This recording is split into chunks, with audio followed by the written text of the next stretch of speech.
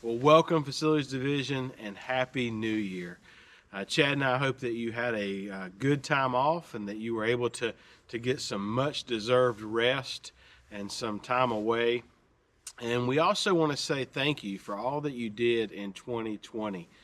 We know that it was been a tough year. A lot of things has been thrown at us, but you stepped up to the challenge, and we just want to say thank you. We also look forward to what's ahead of us in 2021, and we can continue the path of reducing our mishaps. So what we'd like to do for this week's Safety Talk is to talk about the foundation, the core foundation of our program, which is the Hazard ID and Mitigation process. So there's 4 steps to this. We've talked about it for a few years, but we think that it's worth our time to talk about it because we've all been away, and to get our mind right as we start going into our normal job task, we think it's a good idea for us to talk about this. So the first step is to identify the hazards. To do that, it's going to take us to pause. It's going to take a time for us to stop. Maybe it's in the morning when we get together as a group and you talk about your job task for the day with your supervisor. Maybe that's when we start the conversation.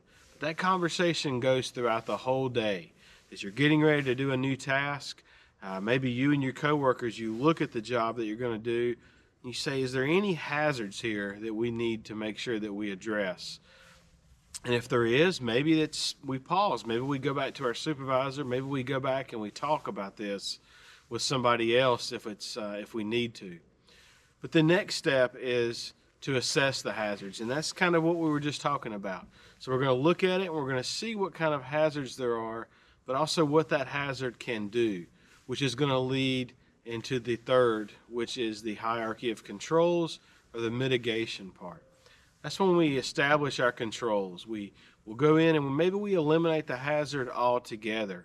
But in that, we take that hierarchy of controls and we go down the list all the way down to the PPE. But we can't forget PPE. Even though it's at the bottom of the list, it is essential that what we are doing, where our PPE matches that.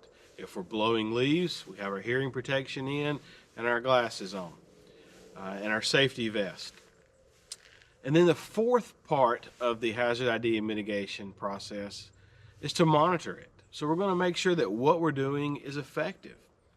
And if we do these 4 things, we're going to set ourselves up for success each and every day, each and every task, but also for 2021. Hey, we hope you're doing well. We hope your family's doing well.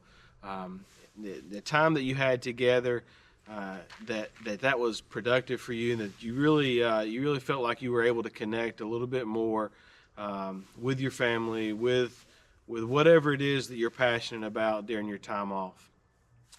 Remember that we care about you. It's not just a line. I keep telling you that. We do care about you, and that we do not want to see you get hurt.